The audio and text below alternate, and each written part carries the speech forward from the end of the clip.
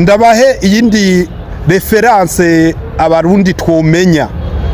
Ikigwa cyakozwe na BRB kigakogwa na IOM jejwe uruja n'uruza rw'abarundi bo hanze mu 2023 habonetse ko abarundi bari muri diaspora barungitse mu mwaka umwe amafaranga yababa miliyoni $200 z'amadolari y'amanyamerika, kandi aho ni babandi basororera abavyeyi babo, ni babandi barungikira abakozi bamwe bamwe.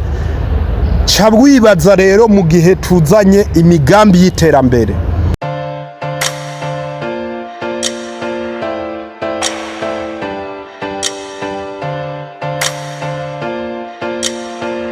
barankwije gose. Karibu cyane muri Buja City Plaza, karibu ngaha ku kibanza cyahoze mu isoko rikuru rya Bujumbura.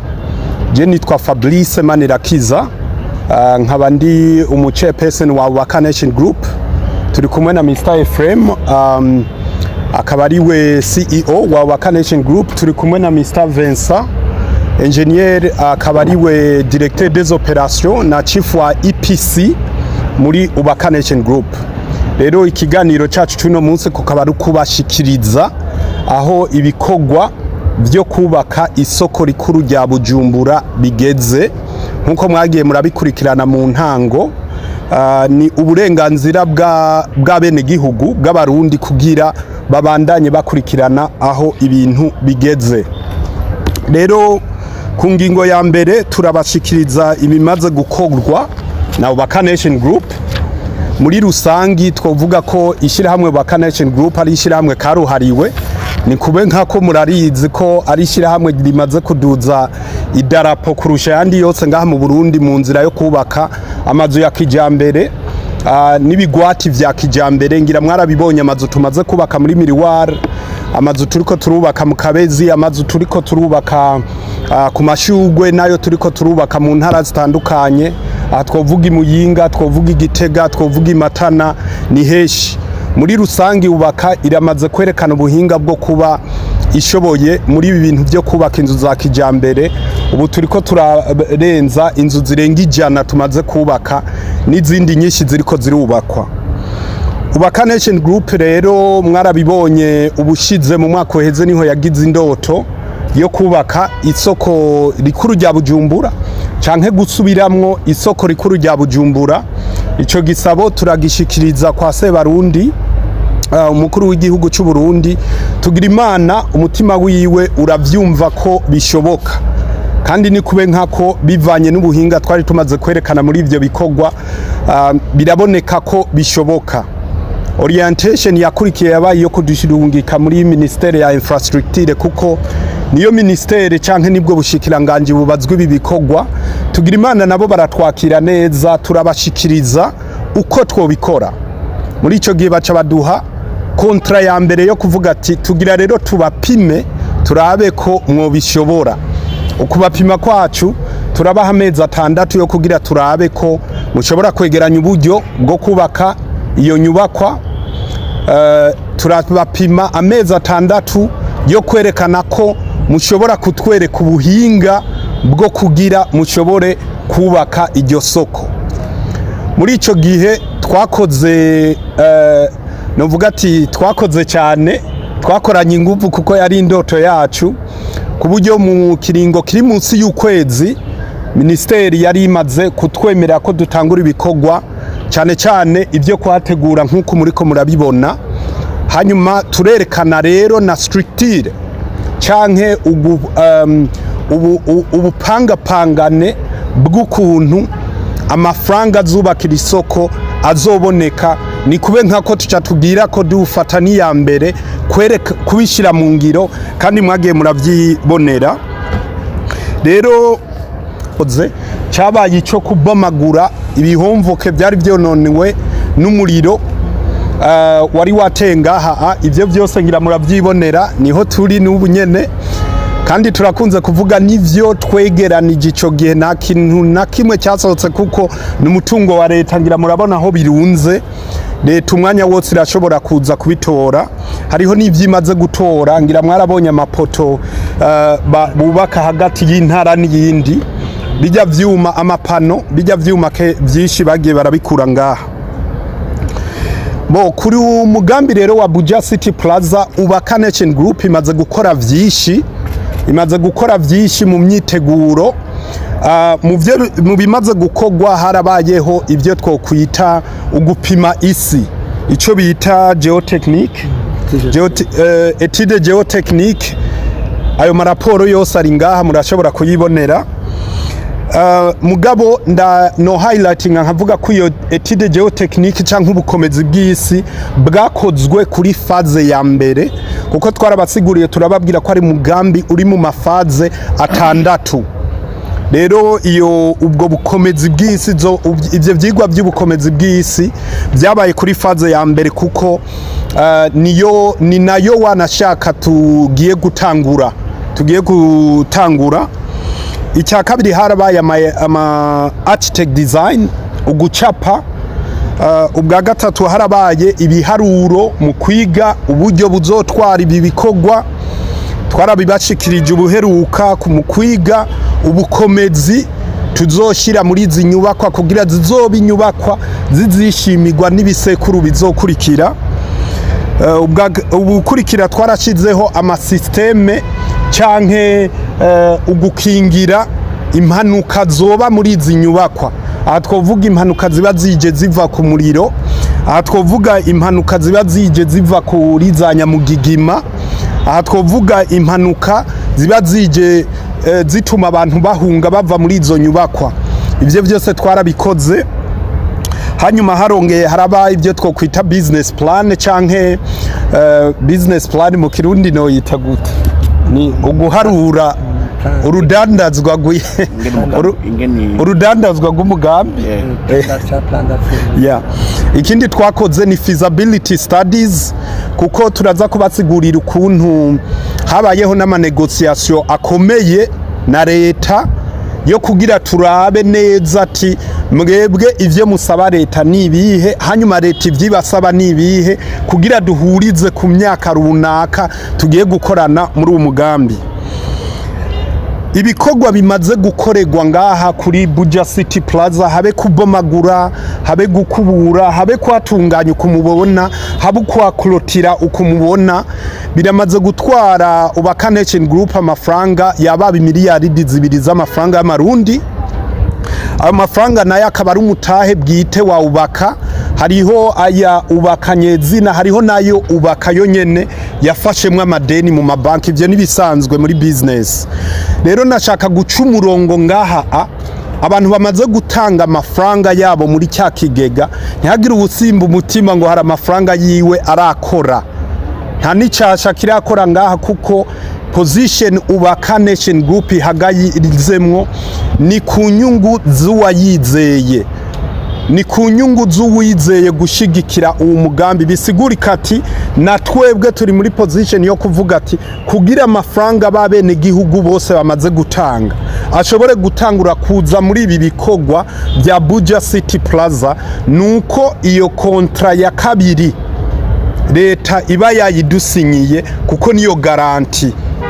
Nico gituma twagumye tubivuga no mu ntango. Ikintu cya mbere tuzi neza mu Burundi haramaze guca ba escrow, ivyo nibisanzwe.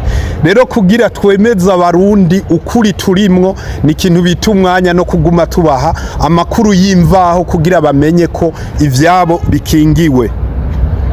Iyo yari ingingo ya mbere. Ingingo ya kabiri ni uko structure ipanze canke n'amashirahamwe abifisemwo ibikorwa, canke amashirahamwe abifisemwo uruhara muri uwo mugambi wose wa Buja City Plaza. Now icambere cyo kudashidikanya twarabasiguriye turaba clair ko uwo mugambi canke iki kibanza ari ca leta bwite. Rero kucubakako tuba twumvikanye na leta ati dutize ikibanza twubakeko ku myaka kanaka tuzohe exploite, hanyuma tuhagusubize. Murumva ko rero ari n'umugambi uzozanira novuga ati ibikomeye leta, kuko inyuma y'imyaka twumvikanye tuzoca dusubiza leta, hanyuma leta yibandanirize. Rero uwa kabiri ngira murumva rero uruhara rwa leta niyo nye niki kibanza. icya kabiri ni Ubaka Nation Group. Ubaka Nation Group nayo niyo yasavye kandi yahawe uburenganzira bwo kubaka iri soko rikuru rya Bujumbura. Ngira murumva ko Ubaka Nation Group ica yitwa umudeveloper cyangwa umwubatsi. Hanyuma hejuru ya vision ya Fabrice Manirakiza acashima kuvuga ati ho kugira Ubaka Nation Group igenda isaba amafaranga hariya na hariya ngo yubake iki gikorwa. Kubera iki Ubaka Nation Group canke muri ya vision ya Fabrice tutokwishiriraho structure kugira inguvu z'abana b'igihugu, kugira inguvu z'abarundi, abarundi bari ngaha, abarundi bari muri diaspora, dushobore kwihiteka mu kwikorera ivyacu, mu kwiyubakira ivyacu. Twabivuze no mu ntango kandi tuzoguma tubivuga, nta muzungu azotazanira iterambere abarundi, nta munyamahanga azozanira iterambere abarundi. Iterambere ry'abarundi rizova ku barundi kandi rizogirira akamaro abarundi. Rero abarundi tutavuye hasi ngo dushigikiranire nta bizotugora gutera imbere. Rero Buja City Plaza canke ikigega cha One Africa Investment Fund hejuru yo kwegeranya amafaranga novuga ati n'umutima ushaka kwerekana ko bishoboka, n'umutima ushaka kwerekana ati abarundi turashoboye. Ni kube nkako ngira mwarabonye muri fundraising yacu ya mbere mu kiringo kiri munsi y'ukwezi twegeranya amafaranga arenga miliyaridi 3. Ngira murumva ko yabaye intambwe ikomeye, abarundi nyone biyerekaniye ati twe ni muduhitera mbere ibikurikira tuzimenya. Ni cya kindi umurundi yamaze gutahura avuga ati jewe mpa mahoro ibindi ndeke. Rero One Africa Ubaka Nation Group haca hazamwo rero One Africa Investment Fund nk'ikigega cyegeranya amafaranga y'abene gihugu kugira gifinance wa mugambi wa Buja City Plaza. Amategeko rero y'igihugu avuga ko canke amategeko internationale ikigega twarabasiguriye ntikigira umudeje ntikigira, ahubwo kigira inzego zigikurikirana, kigira amashira hamwe yemewe agikurikirana. Niho rero twaciye tugira amahigwe turashiraho ishira hamwe twise African Dream Assets canke ADA. Iryo shira hamwe rijejwe kugera, rijejwe kumanaginga ya mafaranga ya twese, ya mafaranga tumaze gushiramwo. Tugira imana rero abicyo kigega, abiryo shira hamwe rya One Africa rya African Dream Assets ayo mashira hamwe yose yararose uruhusha ku mugaragaro. Ubu yaha uruhusha ninde ni IRMC. IRMC Autorité de marché de régulation du marché des capitaux. Autorité de régulation du marché des capitaux. Icyo gisata ca leta cyaramaze kuduha uburenganzira bwo gukora kisunze nibi bikorwa twateguye. Hanyuma iryo shira hamwe rya ADA ubunyene rikorera ngaha hakora Bicor, muzohabona. Ubushaka wese arashobora kugenda, abo umunyamitahe, abo umurundi afise ikibazo ukuntu amafaranga kingiwe, ukuntu amafaranga bariko barategura novuga ati amaliste y'abaaktionnaire, kuko nibikogwa kujya twagiye turababwira nibikogwa bikeneye ubwitonzi kandi bikeneye abahinga. Iryo shira hamwe ntiritwagwa na Fabrice, ritwagwa n'abahinga bavyigiye kandi kuryemera nuko babonye ko arabahanga bafise experience mu kumanaginga canke mu kugera amafaranga menshi cyane canke amafaranga y'abene gihugu. Ayo mashira hamwe rero twagiye turabivuga ko ya mbere ariyo One Africa Investment Fund na African Dream Assets ariyo ADA, niyo novuga ati umutima ufashe ucunze bwa butunzi bwamwe bw'abene gihugu banye n'amafaranga. Ayandi mashira hamwe rero acaza nka yaje gusahiriza security canke ugucunga ya mafaranga y'abene gihugu. Ishira hamwe rya mbere novuga ni Bankobu. Bankobu turamaze gusinyiranira amasezerano yo ku actinga nk'uwo bita umu custodian canke umucunzi wa ya mafaranga yose, umunyezamu wa ya mafaranga yose. Tumaze no gusinyiranira iyindi kontra ya register, which means bisigura kwandika baba nyamitahe bose. rero kandi ni bimwe dukunze kwivugira terega aya n'amafaranga y'abene gihugu.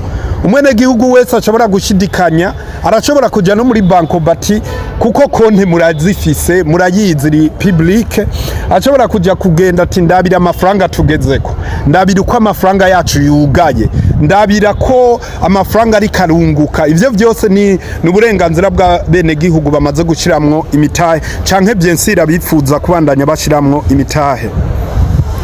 Irindi shirahamwe rero turiko turakorana naryo duherutse gusinyiranira ni CRDB Bank, nayo ikaba yemeye kudufasha ivyo bita fidisi canke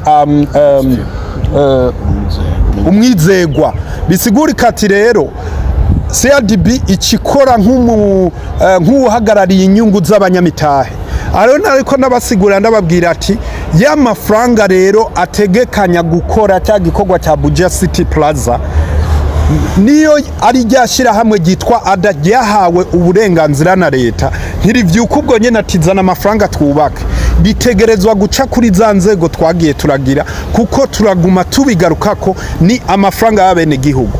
Muganagira ndababwire hejuru yabo bose nababwiye, umuntu akomeye kurusha abandi bose ni ARMC yo irashobora kuvyuka ikavuga ati aya mashirahamwe ari karakora ibi bintu nari karabakora neza turayugaye. Ni nkuko twovuga BRB ku mabanke, ngiramuca mwumva uruhara rwayo mashirahamwe. Rero kujya twabibabwiye kuva no mu ntango, abanyamitahe babandanya bagura imitahe, n'ubu bariko barayigura baciye muri ajya ama platform twabasiguriye. Ubu rero turanezerwa kuko dufite n'aba investisseurs wanashaka bo hanze baguma batwaprosha bipfuza gushiramo imitahe. Ngira murumva rero ko imitahe ibandanya yegeranywa. Abo bo hanze bo turababwira ati ni murindire gatoyi, mubanze mwitonde, ya makontra yose tumaze kuyaronka niho tuzoca tuja muri ubwo rwego rwo kuvuga toke amadevize. Ngiro usivye kubona ko aba diaspora bahagurukanye niyonka mu kurungika amafaranga y'amadovize, urumva nabo ba investisseurs étrangers canke bo hanze nabo bazobandanya babigiramwo uruhara rukomeye cyane. Twababwiye amashira hamwe abafisemo uruhara, turababwira ko mu bikogwa nyezina biriko birakogwa ubu, ishira hamwe rya mbere novuga ati ribifisemo uruhara riko rirakora ni rya African Dream Assets, rimwe rijejwe ku managinga ya mafaranga y'abene gihugu. Ubu rero ibikogwa iryo shira hamwe ririko rirakora ari navyo rimazemwe umwanya, ririko riraverifya abanyamitahe bamaze gutanga amafaranga yabo kandi risubira ribategurira ya ma certificat d'actionnariat. Twarababwiye amatitre tuzo exchanginga mu gihe tushatse kuja kuri bourse canke ku isoko ry'imitahe nga mu Burundi. Twarababwiye ko umunyamitahe wese nyuma yo kugura umutahe asinye acte d'engagement, abatari bake baramaze kuzisinya. Abasigaye nabo ni bakeyi kandi nabo tubatera kamo abatarazisinya ko bozisinya. Twarabana bemereye ko tuzoja mu ntara kandi tuzoja nikube nkako. Rero urumva ko igikorwa cyo gutegura amasertifika ubu muri raporo twahawe n'iryo shira hamwe mu kwezi k'umunani niho bategekanya ko dushobora guca dutanga ayo masertifika ku banyamitahe bose bamaze kugura imitahe yabo. Iyo yari ingingo ya kabiri. Ingingo ya gatatu tubashikiriza ni ibimaze gukogwa na leta. Twababwiye ibikogwa bimaze gukogwa na Ubaka Nation Group, twababwiye ibikogwa bimaze gukogwa na One Africa Investment Fund kwegeranya amafaranga, novuga ati no gukingirwa kwa amafaranga y'abene gihugu no kubandanya abantu bagura imitahe. Hanyuma rero twashaka tubashikirize ibimaze gukogwa na leta. Leta mvyeyi, leta nkozi turamaze gukorana ibintu vyiza cyane, kuko niyi ntambwe tugezemwo nuko twagiye turakorana. Hanyuma ibimaze gukogwa nyamukuru two highlightinga, igikorwa cya mbere cyo mwarakibonye ni igikorwa twasinyiraniye amasezerano na leta yo kuduha uburenganzira bwo gutangura gutegura iki kibanza no kugitegura kugeza kuri iyi ntambwe tugezemo. Twarabatumiye mwaravyiboneye. Ikintu cya kabiri kimaze gukogwa ni cyuko leta iramaze gukonfirma canke kwemeza ubuhinga n'ubuhanga twerekanye bwo kwegeranya amafaranga, bwo kwegeranya uburyo n'ubuhinga bw'ukuntu tuzubaka, kuko mu kubemeza twaranerekanye n'abahinga bazodufasha. Aha twovuga ama maison de surveillance yo hanze, twovuga abahinga b'aba engineer bazoza bavuye hanze. Nikijya twagiye turavuga ati Ubaka Nation Group yaramaze kubona aho intambwe yayigera. Ntitwovuga ngo Ubaka Nation Group ngo yonyene ngo yoca yubaka ngo inyubako igeretse incuro 30 aho tutarayubaka. Urumva ko tuca twifashisha abahinga bamaze kuvyubaka. Rero kwari kubabwira yuko leta imaze kubibona ducishije muri Ministere ya Infrastructure, irabona uko bipanze. Turabereka ama maison de surveillance amaze gukora ibikorwa birenze ibi, barabibona kandi barabona n'ivyo Ubaka Nation Group imaze gukora, barabona ko bishoboka. Igindi kintu kimaze gukorwa na leta, twararose uruhusha n'uburenganzira bwo kubandanya ibikorwa vyacu tubihawe n'inama shikiranganje yakoreshejwe n'umukuru w'igihugu ku tariki 26 z'ukwa kabiri mu 2025 ku ngingo igira 12. Ubaka Nation Group yararose uburenganzira bwo kubandanya, mugabe iyo nama shikiranganje ikisaba ko Ubaka Nation Group n'ubushikiranganje bujejwe inyubako baja hamwe bakanegosia kontra ya PPP ituma rero ibi bikorwa bibandanya. Aco gituma twavuze ati reka rero tubashikirize mwumve ko iyo kontra ya PPP atari yo gutuma umwana kurahura, ari ikintu gikomeye, ari ikintu novuga ati twicaye tukanyinyurana nkeka, ariko novuga ku neza ya twese. Ubwo burenganzira rero ndababwiye ko twaburose, mugabo bwari bufatiye kuri faze ya mbere. President communique yarasohotse, ubishaka arashobora kubironka. Hanyuma tuja rero muri icyo gikorwa cyo kunegosia iyo kontra ya PPP. Ni kontra ikomeye cyane, ni kontra iryoshye yaturyoheye, ni kontra izoryohera abanyamitahe, ni kontra tuyibonye twese tuzotamba. Muga kubera biryoshye cyane ntitwoca tuvyarura bitarasha. Kuri ubwo rero ntituzakuvuga ngo none muri iyo kontra ngo harimo ibiki.